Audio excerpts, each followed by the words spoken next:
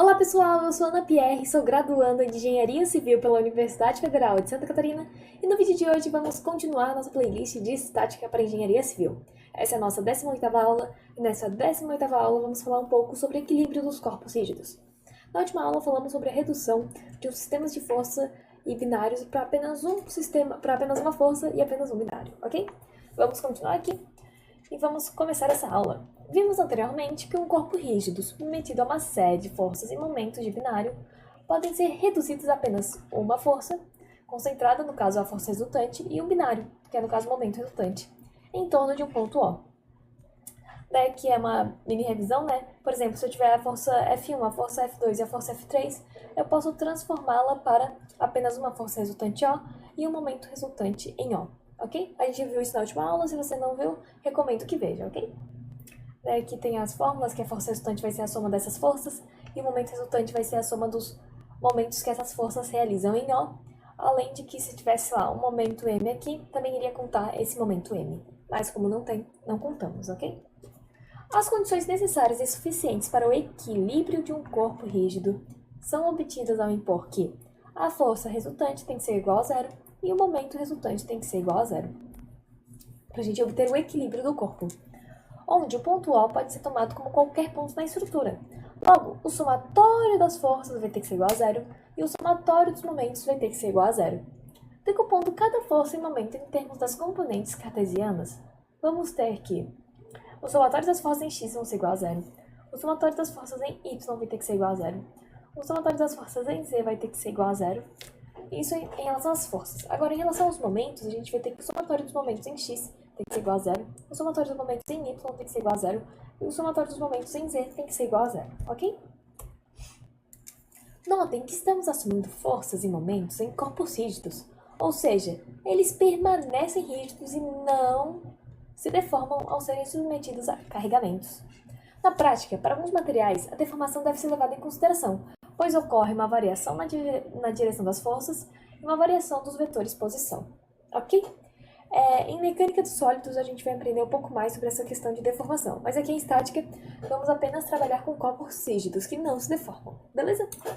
Aí aqui a gente tem uma amostra, né? Por exemplo, aqui tem uma força F1, aqui tem uma força F2 e aqui tem uma força F3.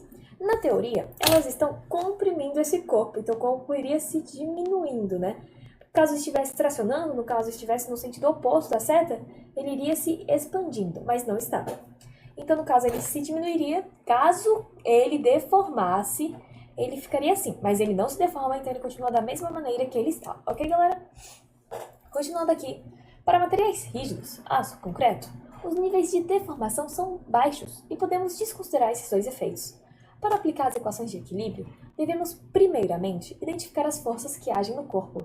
Fazemos isso através do diagrama de corpo livre, grande DCL, onde isolamos o corpo e posicionamos as forças externas aplicadas e reativas e os momentos externos. Então vamos aqui analisar o nosso primeiro exemplo, que é um bloco com uma certa massa M em um chão. A gente tem o quê? A gente tem que esse bloco ele tem um certo peso, tem uma certa força P. Essa força P é igual à massa vezes a gravidade. Só que ele está em equilíbrio, então acontece uma reação para impedir que esse bloquinho não se mova, ok? Existe essa reação contendo essa força peso dele para ele não, no caso, atravessar o chão, porque não dá, né? Mas tá, aqui agora o nosso outro exemplo é o seguinte. A gente tem um bloco aqui embaixo e a gente tem uma barra que liga esse bloco até um cabo e nesse cabo temos um bloco com uma massa M. Agora vamos analisar separadamente cada coisa. Vamos analisar primeiro essa barra aqui. Nessa barra, a gente tem uma força-peso na ponta, que é do bloco. No caso, essa força-peso seria M vezes G, M desse bloquinho aqui, e por isso ela está aqui como uma força-peso. E a gente teria aqui nessa barra uma força-reação impedindo do bloco M despencar. E também teríamos um momento que essa força aqui estaria provocando em relação a esse ponto O, ok? E agora também vamos analisar o quê? Vamos analisar o nosso bloquinho M. Opa, peraí, deixa eu apagar, tá meio bagunçado. Vamos analisar esse bloquinho M. Nesse bloquinho M, a gente tem o seguinte, a gente tem que ele tem uma força-peso, e a gente tem também que está sendo realizada uma força por essa barra aqui, para ele não cair. Então são essas componentes que temos, ok? Continuando.